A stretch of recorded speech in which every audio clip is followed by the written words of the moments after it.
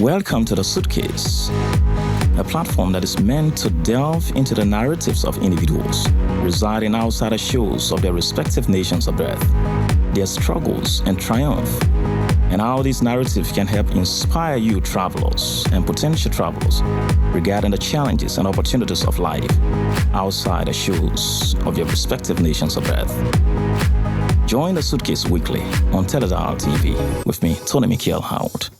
I bring you the brand new edition of the Suitcase, of course. The Suitcase remains a platform that is meant to delve into the narratives, or should I say the storylines of individuals that are residing outside the shores of their respective nations of birth, their struggles, and of course, their triumph. That is, all of the challenges they face in the diaspora, including the successes they make, as a means of inspiring travelers and potential travelers on the opportunities and challenges of life outside your homeland. And we have a very special guest with us today on this edition. Just before I introduce her, I say to you, this edition of the Suitcase is proudly sponsored by AfriCell, the best GSM service provider, not just in the Gambia, but by extension the rest of the African continent. And the motivation for the day says, learning to appreciate your little beginnings is an evidence that greater things are coming. I do not know whatever experience or experiences you face with right now, but I want you to know that it is not the end of the world.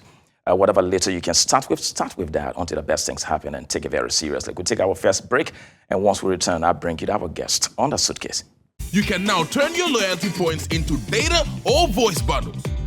Simply dial *772#, press 1 to check how many points you've got, press 2 to redeem those points. Recharge on AfriCell, buy credit on AfriMoney, buy cash power. Lord Efrek, you get points.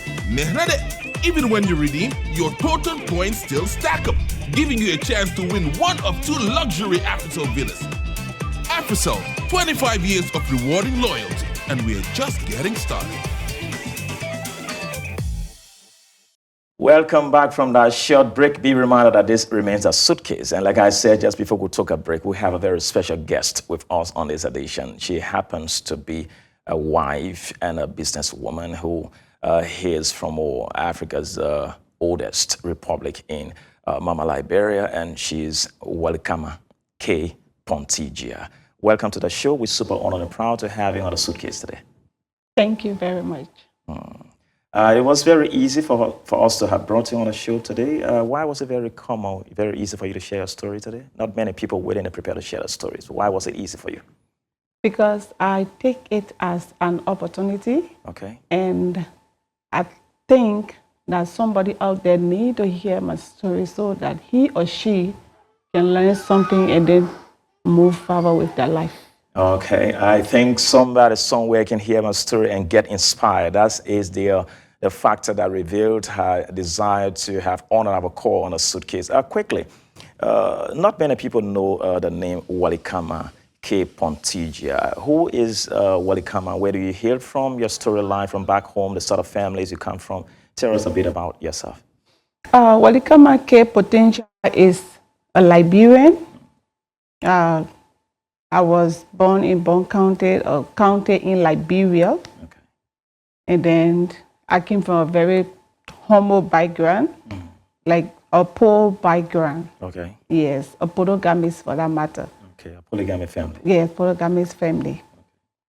Yeah, So how many siblings do you have? You talk about polygamy family? From mother's side, I'm the only child between my mom, my late mom, and my dad. So rest in peace. Thank you. And from my dad's side, we are over 35. Over 35 children? Yes.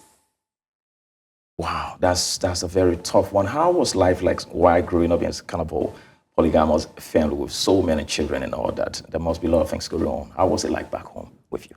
Yes, for me, it was very difficult because I'm the only child from my mom's side. Okay. And unfortunately for me, she died after giving birth to me.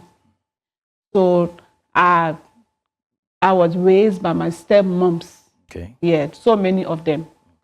Yeah, so it was very difficult for me. When you said difficult, you want to drive us through because you didn't have an opportunity to have set eyes on your biological mother. That's what you mean? No. So you grew up in the hands of your stepmom. In the hands of my stepmom. When you started knowing yourself, how was it like being brought up in the arms of your stepmother? Because we know the story in the African context how stepmothers, most times treat kids that are not biologically theirs. How was it like, as far as you know? Yes, for my case, I was lucky to have one of my stepmom who did not have child from my father. Okay. So I knew her to be my mother. Okay. She tried everything, but she was not educated, so she couldn't afford to send me to school. But when it comes to their feeling, taking care of me in her own little way, she tried her very best. May her soul also rest in peace. Yes, so I found it very hard as a child coming up. And my father was a clan chief. Okay. Yes, that's the reason you see I have... what the Gambians would call Alcalo or so. Yes, he was a clan chief. So he was not staying at home. Okay. So I only see my dad maybe after 2, 3, 4 months before I would see my father. Yes. And whenever he's around, I feel loved. Okay. Yes, because he hates, when I was a child, if I'm crying, it will always get to him. Because at that time, I never knew that my mom was not among those women. Okay. So, and he was hiding it for me and no one told me. Okay. So he was always when he's around, he will protect me. Mm-hmm. Yeah, so, but it was not easy, as I said. When you say it was not easy, what particular situation, as far as you can recall growing up, when you say it wasn't easy, that you can point out as evidence that it was really difficult? What can you point out? What are some of the events? Yeah, it was difficult in the sense that those of my siblings who have mothers in the home would be in school, and I would be sent to the farm at a very early age. If I can remember 5 years, 6 years old, I would go to the farm early in the morning to drop birds. Wow. And I was even forced to join a coup. Okay. A coup is something that group of people, you people put yourself together. And I was the smallest among them. Okay. So I would wake up 4 or 5 o'clock, and we covering a distance that 2 or 3 hours. Put yourself together, that group of people to do what? To work on farms? Work together. When they say coup in a Liberian setting from my side, it's a group of people. You put yourself together to do certain work. Maybe to scratch, or to brush a farm, or to weed a grass. Okay, so like cultivation or so. Yes. So this week you go and visit my farm and you work there. The next week you go to the other, and you were the youngest. I was the youngest. I was the youngest. So I was it was not that easy for me. Yes. I hope you're already getting inspired with her story here. At such tender age, she has to be tasked with such a responsibility that was meant for adults, and so to speak. So at what point did you realize that your mom was history? Your mom was not in the midst of all of those women? I got to know the story in 2012. How old were you at that time, 2012? I was around 13. Okay, 13, yes, 14, right? Yes, I was around 13, 14. Okay. So what made my dad to bring out the story was that I was staying, they sent me to stay with somebody, and then I did something. So when the person brought me back to I used to like watching movies at that time. Okay. So the person brought me back and told my dad. Yeah. And then he was so angry, you don't know the reason I sent you to that person to go and stay. Okay. Because since your mother died, so I came to myself. Oh my God. So this is why I have been maltreated sometimes, because my mom is not among these women. Okay. And then my stepmom, who was taking care of me as a child, quickly came and she heard me don't say that I'm your mom. So I didn't really feel it because I know her to be my mother. So I didn't really feel that my mom was not there. But I just said it so that is it. And then from that point, I started putting myself together. Yes. From that point, when you realized that your biological mother was not alive, you started putting yourself together. Yes. That's a beautiful one there for you. So let's talk about your life, the decision you took to have stepped out of your home, your comfort zone, Liberia. No immigration is bothering you. You turn, you see your siblings, you see your family, you see all the relatives, so to speak. At what point did you decide that I need to wake up, like you said, put yourself together? At what point did you decide I have to leave my homeland? What prompted that? Yeah, what really made me to come to the Gambia? I didn't really plan coming to the Gambia. Okay. I wanted to visit Nigeria first. That was my first country I was ever dreaming of because I wanted to be an actress. Okay. So I either visit Nigeria or Ghana. But I was dating a guy 2017. Okay. And then I had some dollars in my account because at that time I was already doing small work in Liberia. Okay. So like earning $200 per month. Okay. So I like, let me save this money and then I will start a little business. Okay. So this guy came to the Gambia. I didn't know. Okay. We spent like 5 years together. Okay. A Liberian also? A Liberian guy. Okay. So he told me he was going to Malaysia. Okay. At that time, I didn't know Gambia. So when he came, he was in Gambia and he was like, can you send me 500? I was sending like, I'm stranded. I'm like this. Out of love, I was sending money. I left sending my money till my money got finished from my account. So, out of love? Yes. So, and then he told me he bought ticket from here. Okay. He sent it. But still, I couldn't picture how Gambia looked like or whatever. Okay. So I only went to the airport, brought my small suitcase because he told me the house he's staying, everything is there. Okay. Even clothes. Gambia is a country where when you come, people will dash you things. Okay. So I shouldn't bring clothes. So I took a little, very small bag, I took some of my things back to the village, took it to my family, and then I didn't tell anyone that I was traveling out of Liberia because I know my background. Okay. So when I got at the airport, I met him. He was so excited to receive me. Okay. But unfortunately for me, when I came to the Gambia, where this guy was staying, he was staying in a beauty salon where there's no mattress, there is nothing. So I had no option. I couldn't go back because number one, my money in my account, he already used it. Okay. Yes. So I was just like crying. And luckily for me, I forced him, can I go to church? So when I went to church, I came across a Liberian lady. Okay. And then I explained to her what happened. She said, but you have no option. You cannot go back. Stay here, you will make it. Okay. So she encouraged me. And then he also stopped me from communicating back home. Okay. And then he told me not to associate with Liberians here. He told me not to work. So I'm like, no, I cannot do that. So this lady took me to a school at Westfield. At that time, we are staying at Lamen in the village. Okay. So every morning, I would wake up 5 o'clock, go to Westfield. At that time, my salary was $1,500. I would work from 6 in the morning. I was applying for the school bus. Okay. I would enter the school bus. As an apprentice? Yes, pick up all those kids, open the gate and they enter. I don't want to stay home. 1,500. After so your first job in this country was an apprentice? Yes. A job meant for boys, for men? Nothing to do, so like, let me just do it. So I would pick up all those cakes from the various destination to the school. After the school, when the school closed by 4, I go to the proprietor's house to wash dishes, so I will have food to eat. Yes, that's how I was living for that time. You mentioned something, I take it a little bit back in Liberia, that your other siblings will be in school and then you had to go on a farm, to work. Yeah. But I can see you can read and write, you speak, everyone understands that at least something is somewhere. How did you get that education? Okay.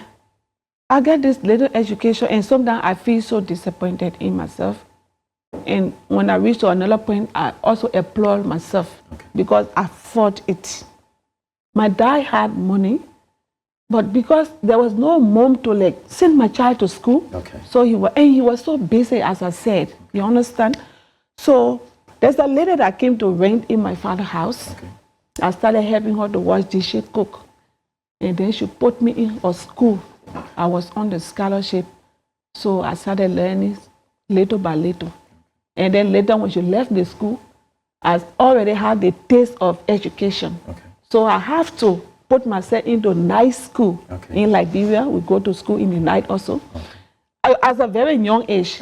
But because I want to work and go to school, so I will go and do housework. Sometimes I work for Lebanese, all these people clean their house. The little I will pay rent because I left the village already. I'm in Monrovia. So I will work and then in the night I will go to school. That's how you got a little education. Yeah, that's how I got this very small. You made a statement that says, sometimes I feel disappointed in myself. Yeah. Why do you blame yourself that you feel disappointed in yourself? Like when I say I feel disappointed is that when I see women who are educated, I envied them. That was the ladder you wanted for yourself? Yes. You didn't achieve that? No. I envy those women who are educated. You know, woman, when you are educated and you are doing things, you feel very good. So sometimes when I'm interacting with people who are educated, I'm like, God, why? And then when I reach to another point, I said, no, don't give up. You try your best. I hope you are getting her story out there. It's touching, and somebody somewhere might just feel very inspired with your story. We'll come back to the Gambia, and you had to go through all of those stressful moments as an apprentice, or what we call a car boy in Liberia, or conductor, like Nigerians would say. You understand? So the lady who told you don't have to go back, you have to stay and fight, that was your first point of inspiration. Yes. Drive us through how you left the stage of $1,500 seeds, and then what was another touching experience that you had in the Gambia that you can't afford to forget, a painful experience you must have faced? The painful experience is that after working for that 1,500, I was on Facebook, and then I met a Liberian guy who was in Guinea. He wanted to come to Gambia. And then there's a guy that normally he used to post Buffy Camara. So he posted certain funny joke about Liberia. I know Buffy and then Camara. I commented. And then this guy now, he also replied to my comment.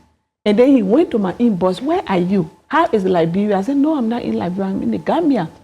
He said, can you tell me something about the Gambia? I want to come. I said, my brother, when you are coming, bring clothes. Nobody's going to dash money you in your pocket. Okay. Then I didn't know that somebody also lied to this guy that come, I have 2 bedrooms, I'm going to help you. Okay. So, but the little advice I gave him, he took it and he brought money and clothes. Okay. So when he reached to the Gambia, he also met a disappointment. Okay. So he visited me at my work, at my 1,005 workplace. Okay. And he said he was impressed to see a Liberian in a foreign land working for that money. Okay. So he said, within himself, he said, this is my wife. And we started dating. He never had money, but he was good, he was caring. Okay. And he was a young man full of vision. Okay. So we started struggling together. Yes. He was a designer. He's even made this coat I'm wearing now. Okay. Yes, that's why I wore it today. Okay. So I got pregnant for him. Okay. And then we struggled together. Sometimes my stomach would be like this. We'll go to the shop. But because he was educated, he was handsome. Okay. So when he tell people I'm a designer, they say no. So he would like give me a trial. So I would sit, wait for him. He was sold for somebody. If they gave him the 500, we go to the market, buy food, eat. So when I gave birth, things started getting better for him. Okay. We even bought a sewing machine, was planning to open our own shop. But to my worst surprise, to man, I don't even know. This guy just lied down in one daytime and died. Yep. He was never sick. This guy was never sick. A very huge, at that time he was 32 years. Healthy. He was just a baby. I'm just feeling weak. I feel that my strength is leaving me. And he told me, can you take me to Amandea tomorrow morning? I said, yes, I will do that. So around 12, he took the pillow, he put it around his daughter. At that time, she was just 1 year old. Your daughter? Yes. So, and then he came to the parlor. At that time, I was in one room in parlor. Okay. So we came. He lied down, he on the fan. But when I look, he will roll from this end to that end. So I like, are you okay? I said, what happened? I said, tell me anything. He said, I'm feeling small pain in my chest. I said, okay, don't worry. Tomorrow I will take you. So 1 o'clock, this guy started speaking different languages that 1 o'clock only understand. In the day? In the night. Okay, 1 a.m. Yes. And the sad part is that we just moved into that apartment, that community. New. 1 month. We don't know people. Nobody knows us. Wow. So I was just there praying, confused, crying, praying, calling who I think I know, but the only friend I knew at that time was on her way to Liberia. So when I tried her on WhatsApp, she called her mom. And then the mom said, don't mind Walikama.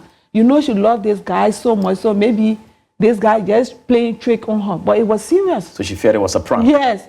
So before 6 o'clock in the morning, this guy from here, everything was dead.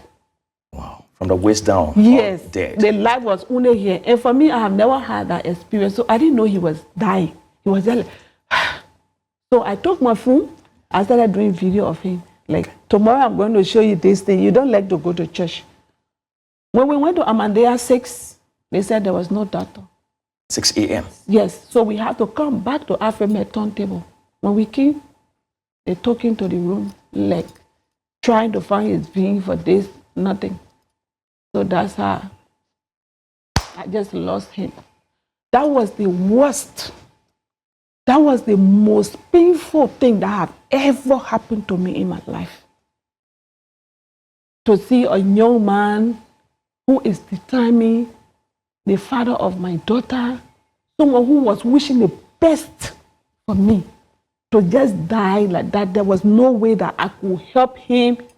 No doctor could help. Nobody could help. My suffering started again. Tell me about your state at the point that a doctor came out and told you that he's normal. What was your state at that very point? You're all a source of inspiration, somebody who loves you, somebody who was managing his way just to take care of you, as you describe it, and you've been told this minute that he's gone. What was your state at that point? What happened was that the doctor did not really tell me that he was there. He was just lying down. And then, but what happened? The eyes open, he's not shaking. And then the doctor, they pulled us out first. Later they came and said, can we see the girlfriend of this guy? So I went. And then they told me, stand by him. So I was like standing, watching him. What happened? I said, okay, doctor, can I call his brother on video call so the brother will explain to me why he's lying down like this? They said no. So I said, what is happening? And then they heard me like this, just little children. The medical practitioners were just... very young people who cannot even, they were just holding me like this. And at that point, my breath was like, it want to cut. So I told them, leave me, let me go outside. So one of my auntie came. She was trying, according to her now, because I was outside, she was trying to pray, and then she said they were just robbing this guy. They told her that this guy was dead. But you won't believe, I didn't feel it. Why? I got in Kenya with my daughter. I went home. It was after 1 year before I believed that this guy was dead. That's strange. That's 365 days. Somebody who was... you, it was after 1 year before I could believe that he was dead. Why was it so? I don't know what happened, but the pain I felt is like, let me say I was not to myself. I couldn't cry. But I was just like feeling that my breath want to cut. Yes. All those periods. I have to do everything. I was the only family for him in the Gambia. Take him to the mortuary. Go and look after it. So I think it's God that just gave me that strength at that time. I did everything. Even when they were taking him from the mortuary to bring him for burial, they told me, can you come and see him? And I got sick on the spot where I was sitting at this, like, do we have any family that will look at this man while we are bathing? I said, yes, I will go. I'm the only family. I hitched where I was sitting under the sun. And the mortuary in Banjo, I couldn't move. One Liberian lady, she gave me jacket, I wore it, and after we went to the graveside, we buried him. I started feeling that pain now that he's dead. I thought he would just come back. I thought it was just a movie. Like a prank or so. But after 1 year. You left with a 1-year-old child, a daughter, as a young woman in a strange land, no friends, no families. How did you go through? Drive me through the activities, life in the absence of your daughter's father. May his soul keep resting. Thank you. I cannot describe the feeling I had. I cannot describe it. Because like what I know back home in Liberia is you lost someone. You will have people around that you can hold to cry on. So, but when I looked, I couldn't see anybody. A shoulder to cry on. But there was no one around. Nobody. So I stood like a man to bury him. Then for the mom. The mom, when she came, she even had another suffering to it, that I killed this guy. I wanted to ask you, what was the position of the mother towards it? I sent for her to come, like, come, let's bury this guy. I don't know what happened. She came. After we buried this guy, she want us to go to the graveside every 2 days. But whenever I go to the graveside, when I come back, I'm not okay. So I told her, I don't want to go there. This is not the plan he and myself had. This is somebody who wanted to see the best out of me. So what am I going to do there? Why did she want you to visit a gravesite every 2 days? So we even took the case to a pastor in Winner Chapel, and the man told her, leave her. She's not okay when you go to the gravesite. And even you yourself, it's not good for you. So there when she came, there was a day she's like, if you kill my son, maybe to have a white man in Gambia or to do this. So I just went for his picture. He said, I put it down, I removed my slippers, I knelt down. And I talked to him. I said, if my hand is in your death, let me run mad in Gambia. Let me suffer. But if people are accusing me wrongly, let me be the one to feed them. And I took the picture by Isaac. So it was not easy for me. Wow. And the good part for him, he told me to leave the work when I was pregnant. Okay. So I started feeling relaxed, feeling like a living human being. So when he died, then I had to go back to square one. Yeah. Even worse than before. I even had to start working again for $1,000. What sort of work was that? Bartender work just around turntable here. For a lady who maybe my age mate or something. I would go there, help just to clean her table, to have something for my daughter. How long did you have to do that job to survive? I did it for 2 years. $1,000 for her, monthly. yes, for her. And God will have it. People will always come around, like these white people. Some, when I served them, they will give me tip. So I will use that to pay my daughter's school fees, to pay for the house. We were staying, at that time, we were paying $3,000 per month. So I went through that for years, 2 years. And then another person, another white man, customer, he connected me to Indians restaurant in the in Gambia. Okay. At that time, I started. You smile a bit when you say that. Yes. So he took me there. I started working with them, and then he started paying me $3,000. For that $3,000, I have to work 2 shifts from morning again, from 9 o'clock in the morning to sometimes 2 o'clock. Yeah. Yes. Just so I will stay to have small tip, because the $3,000 is already for the house rent. So the tip is for transport and food. Wow, the tip is for transport and food. You are going through so much. That's why we're going to take our break. And once we return, we continue the story here for Wally Kamanke Pontigia. We'll take our break shortly. We've got fantastic new social media bundles just for you. Here are your options. 50 megabytes for $10 is valid for 1 day. Enjoy 400 megabytes for $40, valid for 7 days. Get a massive 1,200 megabytes for $100 only, valid for 7 days. Simply dial *120# and press 3 to pick the social media bundle that suits you best. Subscribe now. Why settle for one when you can talk with two? With the AfriCell TOK service. For just $99, you get a massive 1,200 minutes of talk time to share between your 2 favorite people. To activate, dial *135#, select your 2 AfriCell numbers, and you're locked in for a full month of conversations. AfriCell, connecting you to your peoples. Welcome back from that short break. We are on a suitcase here and delving into the storylines of a young Liberian wife and a businesswoman who has gone through so much in life, and she's here to share with someone somewhere who needs to be inspired. Let's go back a little bit. When you've gone through such a situation where you've lost the father of your daughter and then no way out, struggling start, what was the position of a family back home? Did he communicate with family back home regarding what has happened? What did they say? What was the position? For me, I've always believed, like, on the early stage, I told you, like, I'm just one man, Liberian may say, one man thing, because even if I communicate back home, nothing.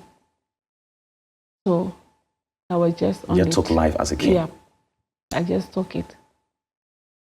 In the midst of all of the challenges and tough moments, what was the turning point in your life? Things are no longer the same. You look bright and beautiful today. Yeah, you want to talk to us about it? Yes. What's the turning point?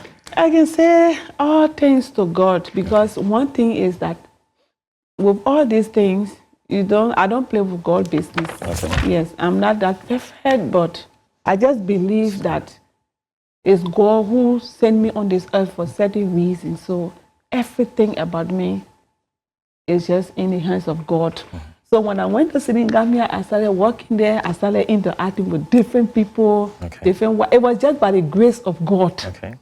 So my boss even sent me at the Gambia Banjo International Airport to work. This angle of the story makes you very confident. Yes. Now. It's like we're hearing somewhere beautiful. So I started working at the airport. Okay. I worked there for 3 months.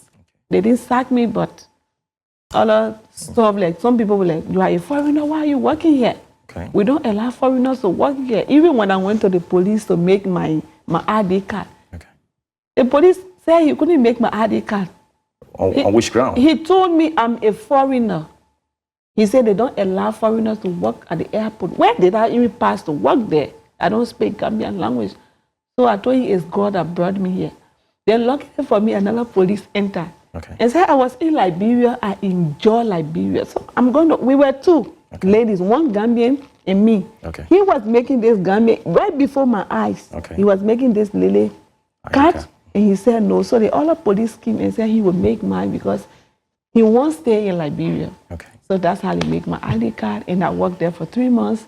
And then I told them I have to go for break to Liberia. Okay. So my boss again had to send me back to Senegambia. To continue. There where I met my husband, Mr. Potinja. Okay. Tell us about your husband. Yeah. So how did you guys meet? Yeah. When I met my husband, at that stage now, I was not after marriage again. Okay. Because I felt that let me just focus on my daughter. Let me just look for money. Maybe if we want to relocate to another place. Okay. Yeah, but not going back to Liberia. Okay. So that's what was on my mind. So there was a day my present husband, and he just walked in the restaurant. Okay. And then a lady gave him the menu. And then she told me, go.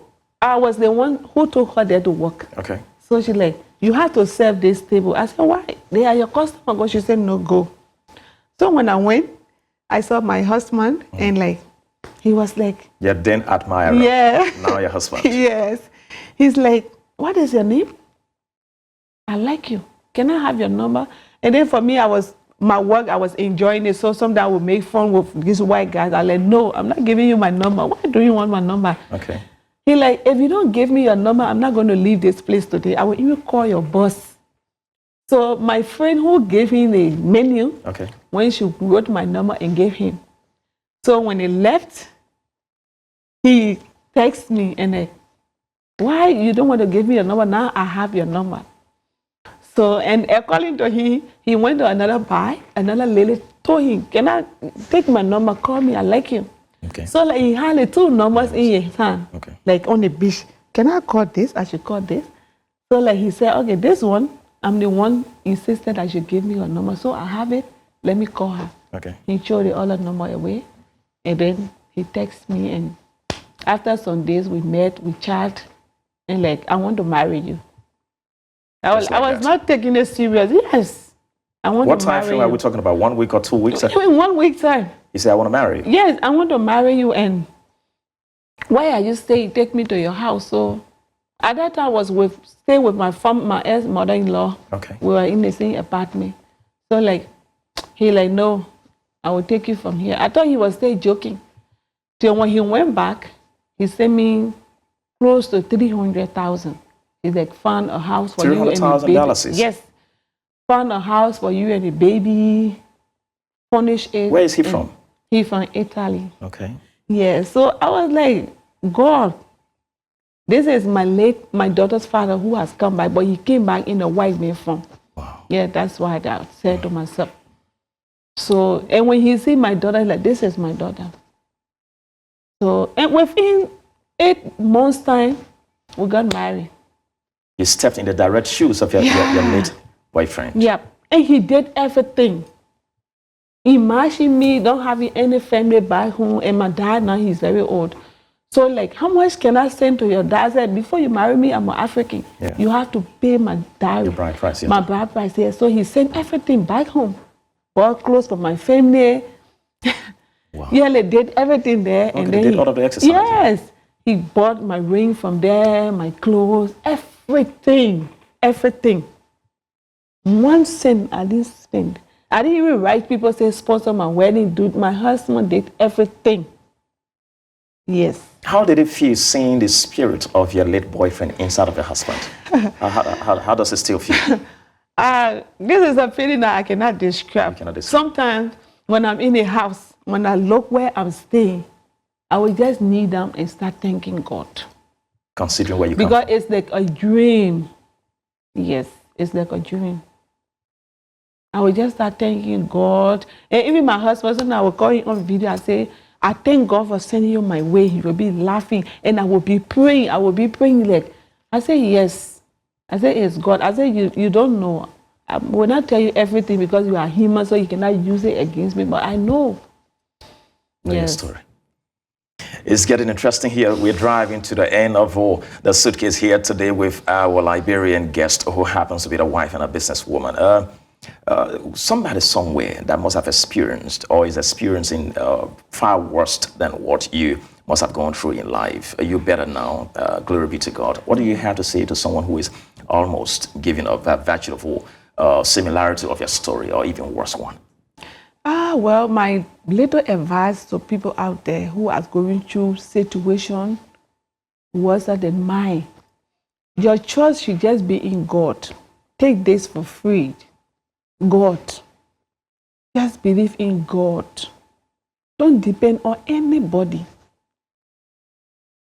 Even if you are leaving from Liberia, coming to the Gambia, don't depend on people. Don't believe what people will tell you. Because what they're telling you and what's happening here is different. Okay. So whenever you are there and someone like come to the Gambia, please make sure that you have some money back in your account or some cash in your pocket. Okay. So you cannot feel disappointed because it's not easy to stay out of Liberia. We all know Liberia, our Liberian men, they are so lovely. You work with them, they will take you for lunch free. Some would look at you, give you $100 for free, but it's not here. Trust me, it's not here.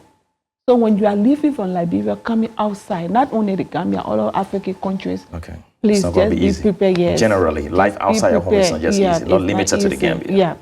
Okay, you came here, you experienced very worst situation as you just discussed, and then God also helped to change your life after the worst situation. On a general level, how would you describe life in the Gambia on a general level? For me, Gambia is a nice place. Okay. To be frank. Okay. When you say nice, in what context? Gambia is a nice place because for me, I'm always one man, one. You understand? Okay. I'm not into confusion. Yeah. I'm not into too many mingling out with people. You understand? Okay. Because these are things that will attract you, and these are distract you, making you to get into unnecessary drama with people. Okay. So when you are just yourself and you know what you want and you know where you came from, you will enjoy Gambia. Whether the Gambian you are staying around, whether they love you or not, just be yourself. Okay. Yes. And find something to do. When you enter Gambia or any African country, find a little job to do. Even if that job is not up to your standard, but once you are leaving your house in the morning to go somewhere, do it, please. Do it. Yeah. That's a super great one, Dave. I will ask one final question before I take leave of you. Okay. That has to do with the middle of your story. And I was very deliberate about it. Most times, not just in the Gambia, but in our traveling lives, especially for ladies, once things go bad, no way out. Most times, no disrespect to women, but some women, they're weaker vessels. No way out. They feel that, okay, why can't I just use what I have to get what I want? Why didn't you choose a risky life, which was very easy for you to have taken because nobody to guide you, nobody to tell you don't do this. And so you could just choose to maybe be out there in the street, do something risky, get a quick cash, but you choose to work for $1,500 to survive till today you are better. Why did you make that decision? Okay, yes, for me, because of the background I came from. Okay.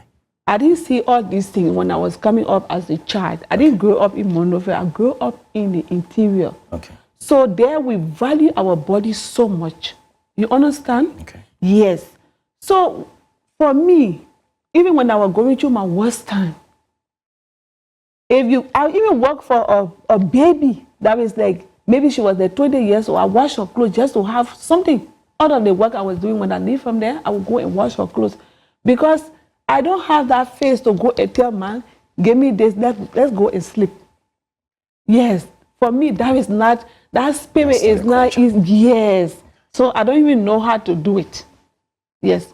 I didn't even try it because I always said to myself, if these girls, they are going, there was a day to be friend with you. I followed a friend, we went to, there's a bar in Senegambia where this prostitute went. Guess what? I was sitting at this. At that time, they have a lot of white people in the Gambia, but I got sick. Okay. Because when I seen these people there, I'm like this. And then my friend, that white guy is looking at me like what? I don't know this man. So once a new guy came, he said, you just came, huh? Why you said, when the people see you, they would know that you just coming. Okay. So I told the lady, I'm not going there. I'm going to look for a job. What? Go there. I can go to club. Yes, okay. You know, Liberia, we can chill. Okay. I can go to club, but let me go out maybe with my boyfriend, okay, or my husband, or my friends. Okay. That we buying our own drinks, we dancing, we having fun. Okay. Then me just taking my bag, going, what's up? Telling a guy, please, I'm like this, let's go. No. That's not your life. That's not my own portion, no. What's your final words for ladies who find themselves in such very worst situation and want to make that choice? What's your words to them? Your final words to them? My advice to them is that please, be yourself. Don't put material thing first when you leave your country, your comfort zone, when you leave it. You see, I married a white man, sorry. Yeah. Some will say that, why you don't use him or here? You don't use iPhone. iPhone? I have a daughter who does not have a father. I'm the father and the mom in the same time. So why am I looking at 50,000 buying hair and hemo hair for what? These are the things that make people to do prostitution. Because you want to live a life that your salary cannot even afford. So end of the day, you want to mingle with those girls who are wearing heels, who are doing this, who are doing that. Trust me, if you are working for $2,000, you won't sleep with somebody to add another money so you can use iPhone. To meet up. Yeah, so just be yourself. If you even find pure water to sell in Gambia, sell it. End of the day, God will make you to smile. Thank you so very much. It's been a beautiful experience featuring you on a Suitcase, and super proud and honored with your story. And I hope and pray that somebody somewhere is inspired.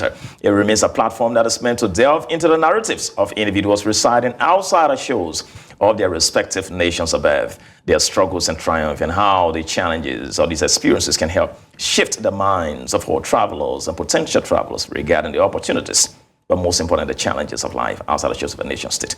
It comes weekly on Teledar TV, the best media outlet, not just in the Kenya, but by extension the rest of the African continent. With me, Tony Michael Howard, CKA News Secretary. Catch you some other time. Follow us on Facebook, YouTube, TikTok, and Instagram. Proudly sponsored by AfriCell. Bye-bye. Every time you buy credit or data, that's a spin and win waiting on your My AfriCell app.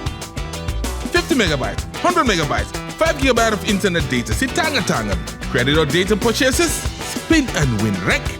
AfriCell and AfriMoney, where loyalty pays and the fun never fades.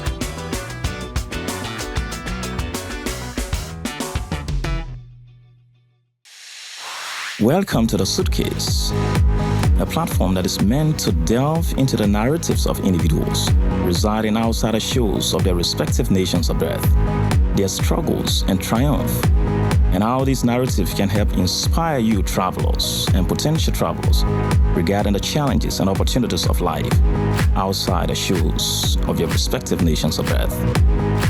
Join the Suitcase weekly on Teledar TV with me, Tony Michael Howard.